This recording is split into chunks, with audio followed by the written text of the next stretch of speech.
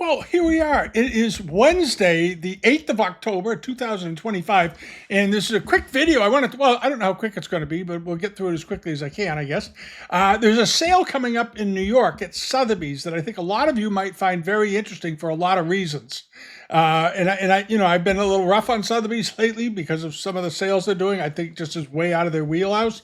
But this is an antique sale, an actual antique sale, and it's a very good load of Chinese export porcelain from a shop in New York that's closing after about 60 or 70 years. It's a Hyde Park Antique Gallery. It's a very well-known store. They handled the best of the best, heavy in English furniture. That was their main thing. English furniture, English paintings, George the First, George the Second, and that sort of thing, and some very good China trade. And they've decided the Carr family, the people who own it, have decided to close up after a good run. They had a great run for a long time, and I think they just said enough's enough, and they've decided to sell it. Now, what's really interesting is that the sale is all unreserved in some of the lots, and these are some very, if you like good English furniture, stick around for this and stick around for the China trade at the end. There's about 15 or 20 good China trade lots in here, some very nice paintings, very good English decorative art. But I want to go through some of them because some of these pieces start at $1 with no reserve. And it's a really interesting idea. I was very thrilled to see this. I was looking at this sale a few days ago, and I said, I should do a video on it. And I think you're going to enjoy it. I'm going to go through some of the furniture lots that are in here. But if you live within driving distance of New York City, and you can pick up your own stuff, this is a great opportunity to buy some phenomenally good furniture, perhaps. Now, the prices may go very high. Who the heck knows? But at least the estimates overall are quite reasonable, and there are no reserves on the lots.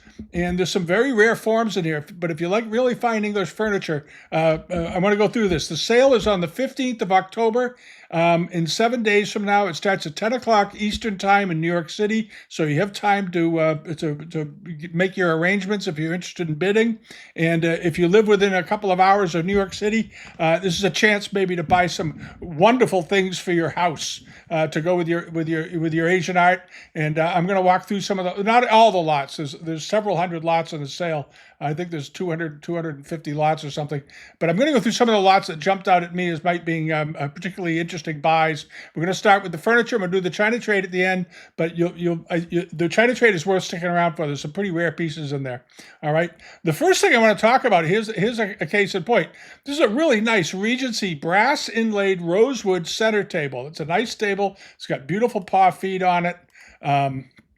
Wonderfully done. All the way down, spiral twist leg, beautifully figured wood on top, all of that. You couldn't have this table made for under $10,000. It's absolutely wonderful. And it is, how big is this table? It's pretty good size, as I recall. It's 51 inches in diameter. So it's over 4 feet wide. It's a good looking table. Starting price is $1. Now it has a $5,000 to $7,000 estimate, which is probably about right. And I suspect if you went into Hyde Park Gallery to buy this when it was on the floor there, it probably would have been 10 or 15,000, maybe more. All right, so that's a great looking thing. And then this is wonderful. This is a Regency penwork knee hole desk. And if you don't know what penwork is a technique that the English used a lot of, and it looks almost like it's been japanned. And this would be done on lacquer with very fine penwork in outlining and drawing in and then gilding over it. All of this is all hand done. It takes a phenomenal amount of time to make one of these. The amount of work in here, and it looks like it has a mirror in the knee hole here, but it's an absolutely elegant looking thing, and very Chinese in its taste. Here's a picture of the top with sort of a classical scene in this one. Well, the Chinese figures, I guess, in palm trees and so forth. The top is in spectacular condition. This is very unusual for these. Usually the tops on penwork tables are fairly worn because people used them. This one is in quite good shape all the way around. I like this a great deal. The starting price on this, the starting bid is $300. It has a $6,000 to $9,000 estimate. Expect it to bring 2,000 or 3,000 anyway. Don't be surprised if it does that. Obviously, it'll get up there, but at least you can get in and take a shot at it, and you can register online. And then if you get something, you go and pick the thing up. And then in here is a George the First maple, kingwood, and pewter hardware, pewter inlaid slant front desk, and they've attributed to John Cox or Coxton Worcester. They were workshops in England in the early 18th century, and but beautifully done. The figuring on this is absolutely spectacular. It's very reminiscent of some of you see oyster patterns on things, on some types of English furniture. It's got these wonderful big ball feet on it. It's a very, very beautiful slant-lit desk, and of course you can use your laptop on these. There's it is. It's got the slide-out interior and so forth. This is the interior of the desk. It's beautifully, beautifully finished, leather top, all that.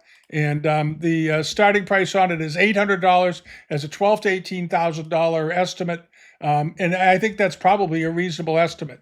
I've seen back in the 90s, a desk like this would sell for $35,000 to $50,000, and it's $800 opening bid. All right, and then over to this very nice Queen Anne figured walnut maple bureau cabinet with mirrored doors, made around 1710. Beautiful quality. The starting price on it is $600. No reserve. None of these lots are reserved. As far as I think, there might be one item that doesn't have the no reserve banner on it. I'm not sure, but this one does. This one is unreserved. Opening bid is $600, and all that means is if you bid $600 and nobody else does, you buy this for $600. It's the buy of a lifetime. A beautiful piece of furniture, wonderful step top, hidden compartment in here, and so forth. Absolutely a great looking piece of furniture. Very, very finely figured. They have good images of the interiors. Here's the upper section for books and so forth to put in your house. The estimate is $10,000 to $15,000. A good thing to go after. And then in this, there are a number of George III mahogany serpentine front chests in this sale. This is a very nice one. It's satinwood and mahogany, beautifully, beautifully figured. Absolutely extraordinary cabinet work. Absolutely extraordinary cabinet work. And it's got this big rondelle on the top. Very nicely shaped top, estimated at $8,000 to $12,000 with an $800 starting price. And then next to it is this one. Now this is a really interesting one. It's mahogany and calamander wood. And if you don't know what calamander wood is, it's a very interestingly grained wood. These light and dark inlays is calamander, and this is a wood that was imported from Sri Lanka. And it's highly figured. You see it in Anglo-Indian trade boxes a lot. You see a lot of it in Indian furniture made for the British market. But they also exported calamander wood back to England for the cabinet makers there to work with, especially for doing nice inlays and making tea caddies and all kinds of things. But this is a beautiful looking chest. It's got this nice sort of acanthus leaf knee on the sides. And again, beautifully shaped top. How many other pictures they have in here? They've got a good detailed shot here of the workmanship. And the brasses are wonderful. Those are most likely hand-cast brasses. Estimated at $10,000 to $15,000. This one has a $1,700 opening bid, which I think it's very reasonable. This is a fantastically elegant piece of furniture. So do check that out. And then you have these very nice George I walnut stools. These are very nice, done around 1725, with a carved George II style mahogany stool. So there's two stools here. I'm assuming that when they say style, usually they mean it's a late 19th or early 20th century one, but one of them is from 1725. And these are very handsome, very nice. If you've been looking for a good pair of stools, or sort of an assembled pair, I guess they'd be technically, these are very nice. They have beautiful embroidery on top. The upholstery job, the upholstered fabric, the way they did on this, would probably cost you more than the opening bid alone. They're estimated at $3,000 to $5,000 with a $500 opening bid. And these might go through reasonably. Are they giving any sort of other information? The walnut example was bought at Sotheby's back in 1999, and the mahogany example was bought in 2010. And that's all it says. All right, and then hopping along over to this drum table. This is a very nice table. I've always liked this form because the drawers are so handy on it. Starts at $1, $1 opening bid, $3,000 to $5,000 estimate. Beautiful. Apparently, it's got some. What does it say? Some mahogany. What is that? A mahogany and ebony's a strung drum table, 1805. Beautiful quality, wonderful looking bass. The bass is very, very good. This is the kind of bass you often see on pedestal-based dining tables. They also use them on circular tables, center tables, breakfast tables, and drum tables. But again, nice brass paw foot casters and so forth. There's no downside to bidding on this at all. I think the estimate's actually quite reasonable for this. It's a very fine piece of furniture. If it costs you several $1,000s, it's worth it. But you got an opening bid opportunity of $1. And over here, you have this really nice pair of Irish George II mahogany side chairs with these wonderful paw feet on them. The backs on them, of course, are very reminiscent of some of the Queen Anne chairs in America that we think of, but they've got these paw feet. And when you see chairs like this with this broad sort of a front skirt going down and done in this manner, I always think of Ireland and these beautiful paw feet and these big carved knees. The Irish liked big carved knees on their furniture. It was made around They were made around 1740, estimated at $5,000 to $8,000 with a $500 opening bid. These are beautiful chairs. If you're looking for a great pair of spare side chairs to go in your dining room, these would be wonderful. And you might pick them up. You might pick them up for $2,000. I mean, they're easily worth $1,000 a piece. They're beautiful. And again, made around 1740. Right at the end of the Yongchen period. All right, and then over to this, an Irish George II giltwood mirror, also from 1740. This is a pretty good sized mirror. It is, just so you know, it is 69 inches tall. So this is over 5 feet tall. This is a big mirror. This isn't a 2 or 3 foot mirror. This is a 5 foot tall mirror. It has an $1,100 opening bid, a $16,000 to $18,000 estimate. And if those of you who've been collecting English furniture or follow this market, you know that's what they bring sometimes. They do bring in that range. And this one is in incredible condition. All of the gilding, all of the acanthus leaves around it, the shell at the bottom, the pediment, the swan's neck pediment here, it looks like it's in great shape. The urn in the center is in great shape and so forth. Beautiful mirror, but it's 69 inches long. You have to keep that in mind. So it's 5.5 feet tall, roughly, and is 3 feet wide. It doesn't look that big in the pictures, but that's how big it is. It's a big mirror, but if you have a hallway for it, or the end of a living room or a dining room, this would be a wonderful thing to buy. And if you end up going, for $5,000 or $10,000, it's worth it. But it may not. It may go for $1,100. So give it a shot. And then there's this. There's an Asian export painted clay figure of a merchant, first quarter of the 19th century. They didn't say. Now it's interesting. They didn't say whether it's Chinese or not, and it's because they also did some of these figures in Japan, and they're probably hedging and wondering if it might be Japanese. But it's a wonderful figure. I love the figure. And these European figures are quite unusual. You see them in places like the Peabody Essex Museum has got them. I believe the Metropolitan Museum has got one. And here's another one. And it's on a later base, obviously, than probably a late 19th century base. But very, very attractive, and it's good size. It's 10 inches tall. Be a great thing to put on a shelf. $200 opening bid, $3,000 to $5,000 estimate. All right. And then some of the ceramics, there's some non-Chinese ceramics in the sale too. These caught my eye. These are awfully nice. A pair of ice pails done by Spode with their liners, their original liners. They apparently have their liners and their original covers. Liners are often missing from these, so to be able to get them with their original liners is always a huge bonus. The starting price is $1. $3,000 to $5,000 estimate. These are quite handsome. These are the kinds of things you want to put on a sideboard. They are a foot tall each, but very, very nice quality. Beautiful, beautiful colors. And Spode did some extraordinary work. And these are really quite handsome. And they're early 19th century. And then in here, I mentioned there are some paintings. There's lots of interesting paintings in this sale. English countryside, very much in the English taste. Here you have these, the Royal King Spaniels, King Charles Spaniels, rather. This is a fairly big painting. It's about 40 inches wide, but awfully attractive. And I love dogs, and this is a really charming picture. Beautiful looking spaniels. They look so happy. They probably had a phenomenal life. Look where they live. But at any rate, just absolutely beautiful painting.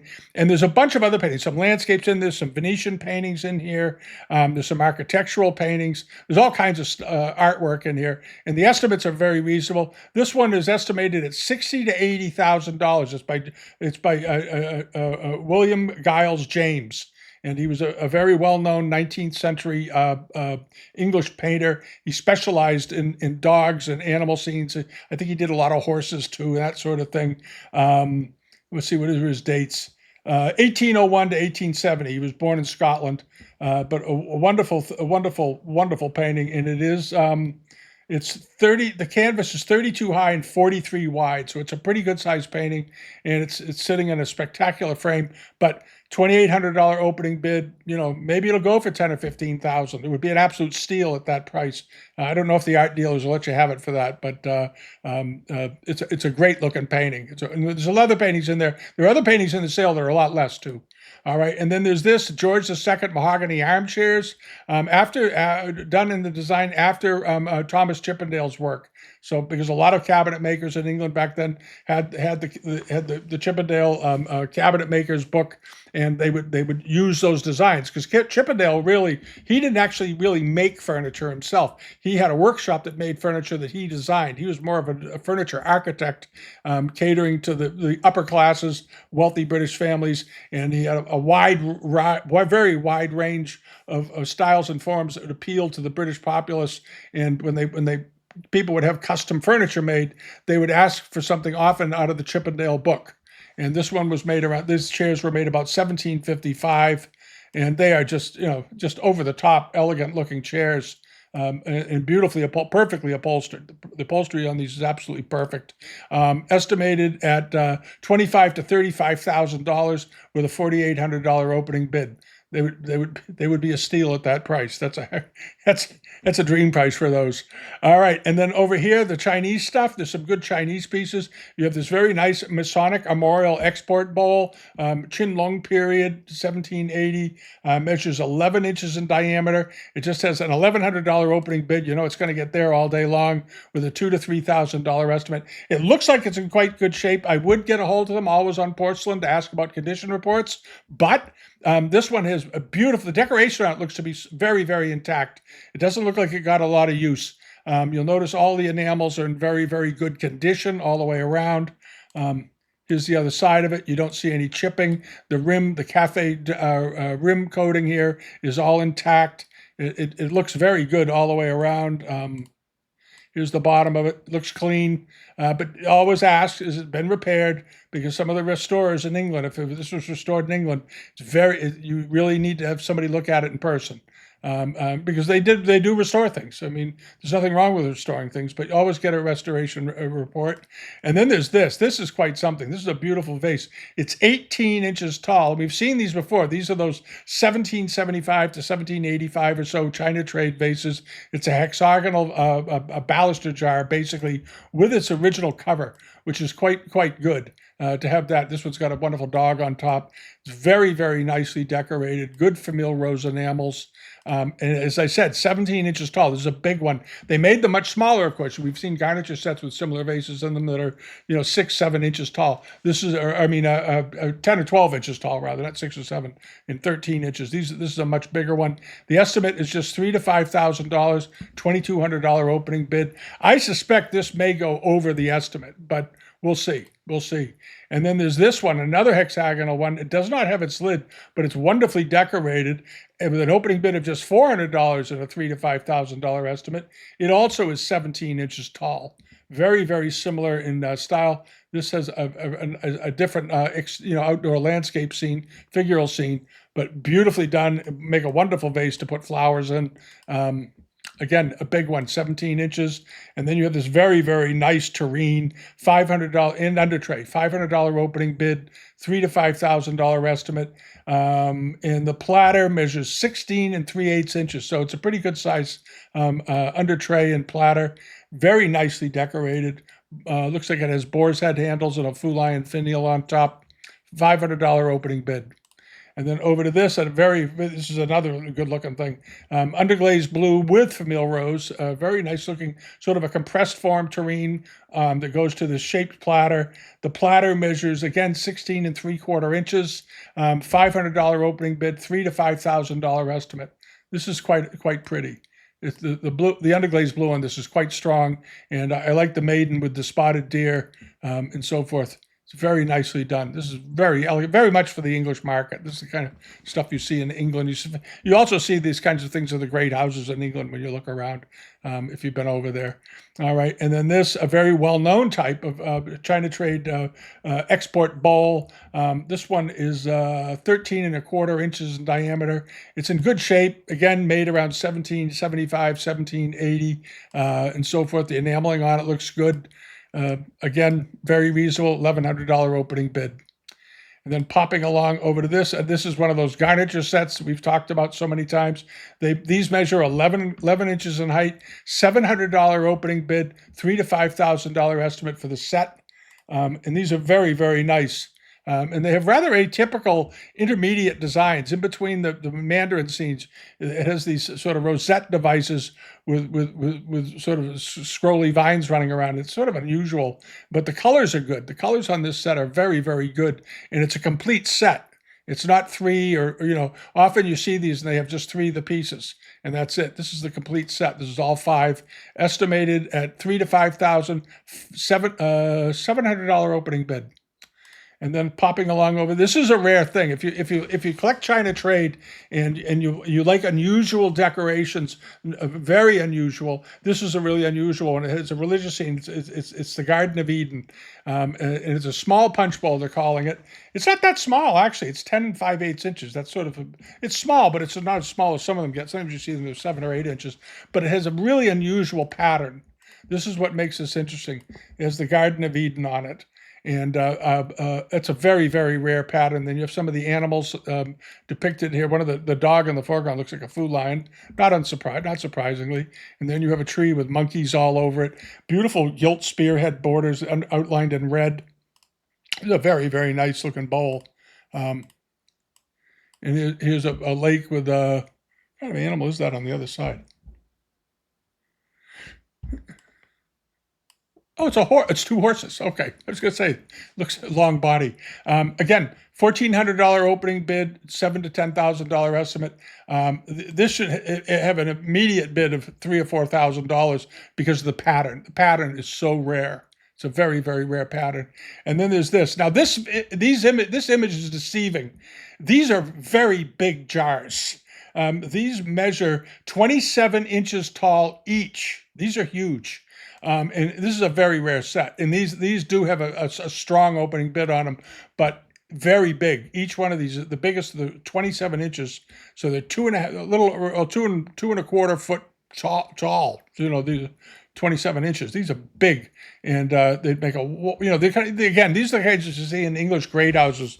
On a giant sideboard or in an alcove on a staircase or something. These are very, very large. They're beautifully decorated. They're estimated at $30,000 to $50,000 with a $25,000 opening bid. They are absolutely worth $25,000. In the past, you think about it, we've seen the oversized of just one of these, not the complete set. Always remember, you can't do it so much by the piece. We always say that a pair is worth 3 times the price of a single. Is a reasonable rule of thumb. Well, if you have a 5 garniture set of jars and they're this big and they're all together still after all these years, these were done during the late Yongchen, early Qianlong period. Very rare, extremely rare. And we've seen single pieces of this size just the one. Well, and not even in great condition. There was one a few months, a year or two ago, if you remember. We talked about it. It was quite large. It was 25 inches tall. It had damage to it, and that still brought over 18 or 20,000 or 18,000 plus the premium or something like that. It did very, very well. This is all of them. So again, I'm not trying to sell it, but I think that this is an opportunity. You don't see sets like this very often. And then over to this. This is an awfully nice. It's the Wilkes and Liberty Punch Bowl, Qianlong period, 1770s. There you have it. Very, very attractive. How big is this? This is 10 1/4 inches. They didn't call this a small punch bowl, and it's the same size as the other one. Huh. At any rate, the side decoration is just simple flowers and so forth, but it's got the writing on it, and I assume that if you look it up in Howard's book, you're going to find it. And you'll find out how rare it is. The provenance on this, is there a provenance? There's no provenance with it. I was wondering if it's sold in a previous sale or something around London or Boston or New York or something. Any rate, it's got a $600 opening bid though, very reasonable, $3,000 to $5,000 estimate. So it's a rare piece of export. And then you have this. This is awfully nice. This is a Qianlong period punch bowl with sort of this pseudo tobacco leaf pattern, or I would almost call this pseudo tobacco leaf, I guess, but very unusual in a punch bowl. You see these on plates all the time. You don't see them in punch bowls very often. The only question is, does it have any restoration to it and that sort of thing? Again, always check with the auction house to make sure it's okay. There's the interior of it. The enamels are in remarkable condition on this, you'll notice. And it's tobacco leaf or pseudo tobacco leaf. They called it tobacco leaf, so we'll go with that. But very rare in a punch bowl, extremely rare. It's 14.5 inches in diameter. It's estimated at 6,000 to 8,000, which I think is a reasonable estimate for this. It's a rare bird. And the opening bid, though, is only $900 US. And then there are a couple of these. I'm going to show you both of them. Reverse paintings on glass, Chinese, 1770s typically. This is a very nice one. It is 20 inches tall and 14.5 inches in diameter. I'm assuming that's the site size. You might want to get a clarification for that if you think you're going to bid on this. But the artwork is excellent. Notice the mirroring on the back. Often the mirroring of these have a lot of losses because the silver comes off. And on these, there isn't any. It's in very, very good condition. The figure in the garden is very, very well done. And the reverse painting on glass thing is very interesting because the Chinese got the glass to paint on from the British. The British used to ship over sheets of glass because the Chinese didn't know how to make flat sheets of glass. They didn't have access to the stuff. The British started importing it so the Chinese artists could paint reverse on the back. So it's a layering effect in reverse when you paint on glass so that it looks proper from the front. It takes a lot of skill, enormous amount of skill to do one of these. Martin Gregory, the famous dealer in this stuff in England, we've talked about him before, often handled this kind of stuff. But here's one, and I don't know, did they give a provenance on this? There we go. Sotheby's, 1983. Sotheby's, London, 2007. Private collection, Beverly Hills, acquired through Michael Smith. He was a decorator, I believe. Oh, hold on. Sorry about that. It was a sales call of some kind. Any rate, so this is a wonderful looking mirror. And then hopping along over to this is one that's more of a panoramic scene. I like this one a great deal. I like them both a lot, actually. This is an awfully nice one. It measures 20 inches tall and 30 inches wide, so it's a pretty good sized painting. It's estimated at 10 to 15,000 with a $4,500 opening bid. But look at the scene. It's a wonderful scene. The colors are beautiful, and I love the coloration of the lake in the background. It goes from sort of dark green in the corners and then to a very light aqua green in the middle. And notice the buildings, how they're done, very much in the style that you see on China trade paintings on paper. That same sort of very square, these box type houses, and then you have this sort of disproportionately small boat in the middle with a man on it. They look like miniatures because a lot of times in Chinese paintings you see weird scale and perspectives. Like often you'll see China trade dishes, and there'll be a balustrade fence going around the scene, and there'll be a flower in the middle that is 12 times bigger than the fence. And it's a perspective thing that they did in a lot of their artwork. But this is awfully nice. You have a couple of young lovers. reading poetry along the edge of a pond on a beautiful day. Very nicely dressed, very well. These are very well-to-do. He almost looks like it might be a prince or something. And in a way, this is very reminiscent of some of the scenes you would see from the old summer palace at the An Ming I don't think this is what this is trying to be, but it is the same sort of feeling to it. This is an awfully nice, and I love the big root table on the side here on the left, this giant root table, this beautiful bench, and then the use of wonderful blues and so forth, garden seats, and you have this child coming up the path to greet them and so forth. It's just a wonderful picture. And it's estimated at 10 to 15 with a $4,500 opening bid. Is it worth it? Yeah, it's absolutely worth it. And it looks like it's in very, very good condition, and it's properly framed. Having a proper frame is very important on these things. So anyway, go through this sale. I'm not going to go through all the sale. I went through just some of the lots to give you a sense of it. But again, unreserved, spectacular quality, some absolutely beautiful English furniture, and if you can drive into New York and make arrangements to pick the stuff up yourself, you're going to save thousands of dollars in shipping and handling and so forth. And they're actually quite good to pick up from in New York because they realize it's a hassle. And we've done things there in the past, and they've been quite accommodating getting things picked up. So the people there are nice. The antique departments there are very, very nice. And I hope they do more of this kind of thing.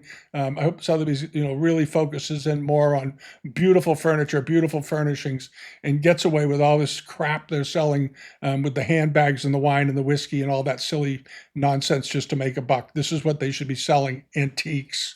It's their business. Their business is antiques and fine art, not ladies' handbags from some princess in Dubai.